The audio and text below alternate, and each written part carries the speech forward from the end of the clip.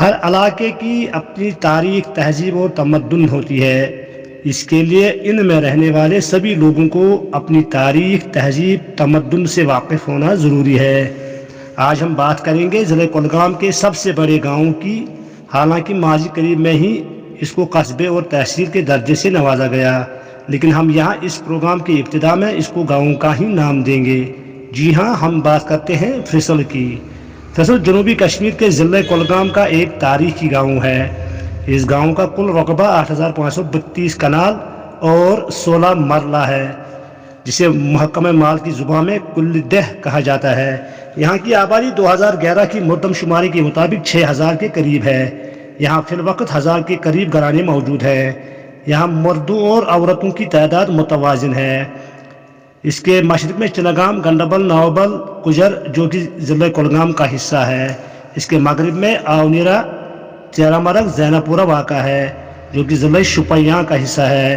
اس کے شمال میں آرونی، بجبارہ، مومن واقع ہے جو کہ ضلع اسلام آباد، اننت ناگ کا حصہ ہے۔ اس کے جنوب میں بدرو، ڈمڈلا، یاری پورہ واقع ہے جو کہ ضلع کولگام کا حصہ ہے۔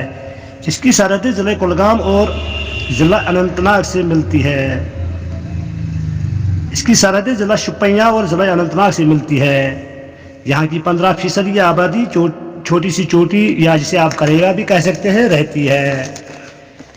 باقی آبادی میدانی علاقے میں ہی گزر بسر کر رہی ہے۔ فصل کو باقی دنیا سے جوڑنے والی 3 شاہراہیں موجود ہیں۔ ایک فصل سے کولگام بجبارہ سڑک، دوسری فصل بابا پورہ کھڑونی سڑک، تیسری فصل ڈمڈلا بچرو سڑک۔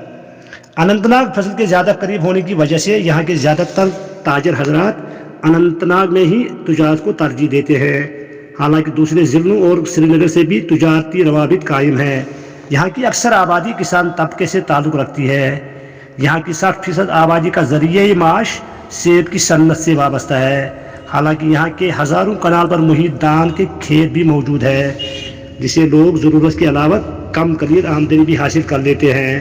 یہاں تقریباً ہر گھر میں سبزیوں کی کاشت کی جاتی ہے، لیکن سبزی کے معاملے میں خود کفیل نہیں ہے، جس کے لیے سبزیوں کو درآمد کرنا پڑتا ہے۔ یہاں کی اچھی خاصی تعداد کاریگروں کی بھی رہتی ہے، جن میں لوہار، شاخساز، حجام، نانوائی، وازہ، قصاب، موچی، سنار، سراج، معمار، شیر گجری، کرائی گر، برقی مستری، نلکا مستری، چھج ساز، سنگ ساز وغیرہ وغیرہ شامل ہیں۔ یہاں گنائی ذات کی اکثریت ہے۔ اس کے علاوہ دوسری ذاتوں سے تعلق رکھنے والے بھی کافی تعداد میں رہتے ہیں، جن میں بٹ، ڈار، روتھر، صوفی، لون، تیلی، پڑے، بابا، خان، چوپان، وگے، دوبی، حجام، زرگر، وانی، شیخ، موچی، رینا، کول، در، بگت، شاہ، پڑر، پالا، پنڈت، رازدان، ملک وغیرہ وغیرہ۔ یہاں کی بیشتر آبادی مسلم طبقے سے تعلق رکھتی ہے۔ یہاں پنڈتوں کی اچھی خاصی تعداد رہتی تھی، لیکن نامساعد حالات کی وجہ سے وہ 90 کی دہائی میں ملک کے دوسرے حصوں میں منتقل ہو گئے۔ البتہ قلیل تعداد میں اب بھی یہاں پنڈت رہتے ہیں۔ اس واقعے کی تفصیل اگلے پروگرام میں دی جائے گی۔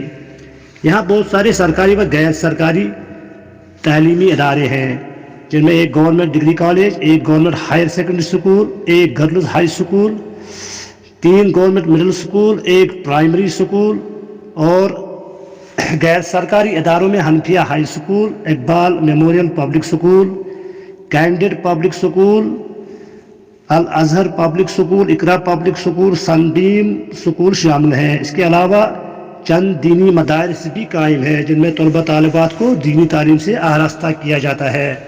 ان اداروں میں ادارہ شمس العلوم پربل، درسگاہ لطیفیہ تکیہ بل، درسگاہ باقریہ گنائی محلہ، درسگاہ اسلامیہ کنگن ہال، درسگاہ اندراجیہ چلی پورہ لبڑی پورہ، درسگاہ ہرگام۔ اس کے علاوہ مساجد میں بھی یہ انتظام رکھا گیا ہے۔ یہاں کی مسجدوں کی تعداد 18 ہے،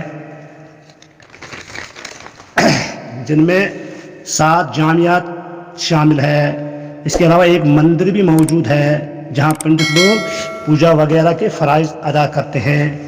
یہاں اولیاء کرام کے مزارات و زیارات بھی موجود ہیں، جن میں زیارت حضرت سید شمس الدین شامی پربل، مزار جناب سید باقر شاہ صاحب دھوبی پورہ، مزار جناب سید محمد شاہ صاحب اندرابی چلے پورہ ہرگام، مزار جناب حضرت بابا لطیف شاہ صاحب تکیبل، مزار جناب حافظ محمد عبداللہ گنئی حافظ شاہ صاحب ناگبل، مزار جناب عبدالغفار گنئی عیار آباد یا راتر محلہ، شیخ محمد سلطان عرف سلبب شیخ محلہ شامل ہیں۔ یہاں کئی سرکاری ادارے بھی کام کرتے ہیں، جن میں tehsil head quarter office, municipal committee office, social welfare office, block development office, animal husbandry, P H E, P D D, horticulture, agriculture, primary health centre, ایک اور پولیس پوسٹ بھی ہے۔ اس کے علاوہ مستقبل قریب میں بہت سارے سرکاری ادارے یہاں قائم ہونے کی امید کی جا رہی ہے۔ ایک منی اسٹیڈیم بھی ہے جس میں اور کھیلوں کے علاوہ زیادہ تر کرکٹ کھیلی جاتی ہے۔ یہ اسٹیڈیم محلہ پربل میں واقع ہے جسے مل نبڑ کہتے ہیں۔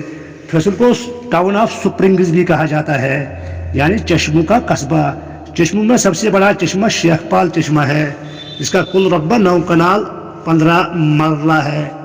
ارزناٹ چشمہ، گلناٹ چشمہ، چشمہ سنگرٹ، اس کے علاوہ ایک اور بہت بڑا چشمہ یہاں پر ناگبل فصل میں واقع ہے جسے کیشو ناگ کہتے ہیں۔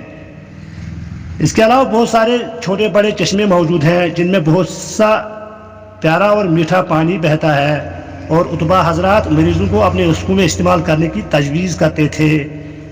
کثیر تعداد میں دکانات بھی موجود ہیں جن میں روزمرہ کی اشیاء کے علاوہ ضرورت کا ہر سامان دستیاب ہے۔ یہاں کے محلوں کی تعداد 15 ہے۔ ناگیواڑ، پربل، دھوبی پورہ، مقدم پورہ، پالپورہ، کریوا، گنائی محلہ جسے ڈالا محلہ بھی کہتے ہیں، ٹنگ پورہ، کنگن ہال، شیخ محلہ، چلے پورہ، لبڑ پورہ، راتر پورہ، عیار آباد، بٹ محلہ یعنی پلٹو کا محلہ، ناگبل۔ یہ گاؤں شمال جنوب کی طرف تقریباً 3 کلومیٹر پر محیط ہے، مغرب مشرق سے تقریباً 2 کلومیٹر تک پھیلا ہوا ہے۔ مزید اہم اور دلچسپ تاریخ آپ کے ساتھ شیئر کریں گے۔ آپ سے گزارش ہے کہ ہمارے اس فیس بک پیج فیصل ٹائمز اور YouTube channel Faisal Times officials کو سبسکرائب، لائک اور کمنٹ کریں۔ آج کے پروگرام سے عبید کشمیر کے ساتھ میں تبسم مشتاق آپ سے رخصت چاہتا ہوں۔ آپ خوش رہیں، آباد رہیں، خدا حافظ۔